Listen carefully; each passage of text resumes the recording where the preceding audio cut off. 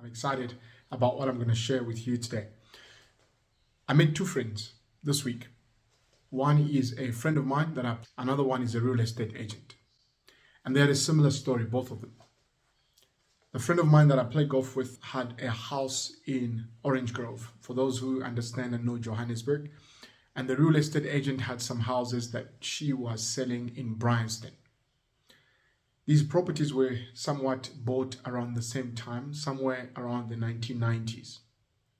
The one property has completely depreciated in value, and the one property in Bryanston has completely appreciated in value. In fact, it's estimated that the property now costs about 2,000% more than the price it was purchased at. Whereas the property in Orange Grove has depreciated so much, such that the person is unable to receive even the money that he spent buying the property if you included inflation in the cost. What am I trying to say? I'm trying to say that your surrounding, where you position yourself, where you find yourself, can sometimes determine the value that you receive and the success that you experience. Both places had houses, but one appreciated, another one depreciated because of the surrounding. And so today I'm talking about your surrounding, your network. Who is around you? Who are you surrounded by? There's a principle in the Chinese culture called Huanqi. And this principle really is the principle by which most Asians function in terms of networking and relationship. They understand that business, work, success happens within a network of relationships of people that are trustworthy, people that have some form of nobility in society, people that are of good reputation, that business somewhat circulate within that network. And there are bigger networks as well as smaller networks within the Huanqi principle. Why am I sharing that today? Because I believe most of you watching this would want to succeed. You would want to progress in your life. But sometimes it becomes very hard to make that step forward and to succeed or to progress when you've got people around you that are holding you back. How do you know you're surrounded by the right people who are going to propel you forward rather than become deadweight that hold you back and push you backward? I'm borrowing today from some of the material that I've been acquiring through the master's program that I am doing from behavioral science as well as sociology and, of course, marketing. 3 things that affect how people respond to stimulus or to their surrounding.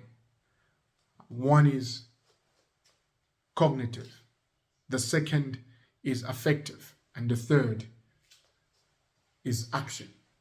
In other words, I want you to use these 3 things to evaluate the kind of surrounding, the kind of friends, the company you keep. Cognitively, do they inspire you?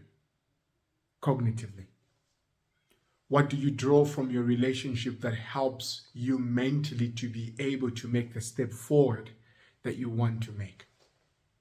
What new things do you learn from them and your experiences with them that propel you towards the future that you desire versus the past that you've left behind that you never want to go back to? Cognitively, what are they inspiring you cognitively? Affectively, how do you feel when you're around them? Do you feel safe, comforted, encouraged, inspired? Do you feel motivated to continue pursuing the dreams that you think you've got ahead of you? Or do you feel deflated, discouraged, demotivated, uninspired? Every time you're around them, you feel like the goals that you've got are too big for you and that you can't achieve them. And this is another way of evaluating whether or not you're keeping the right company around you. I'm not saying people that are giving you flatteries.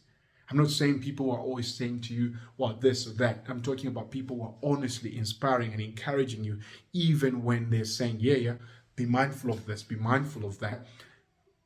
In general, There are people that inspire you to progress versus people that demotivate you to stay where you are and become dead weight that holds you back from progressing.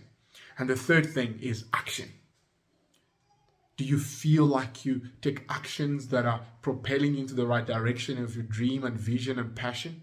Or do you feel like you're stepping backward in your action where every time you find yourself with them? And this is our inspiration for today. I know sometimes this can feel like a pie in the sky that's unattainable, but I want to make it very palatable and palpable for you as you watch this video today. The WhatsApp messages you're going to receive right after this video, or as you're watching this video, the emails that you're going to receive, use these three things. How are these things inspiring me cognitively, effectively, and in my action? Once you do that, and you surround yourself with the right company, the right people.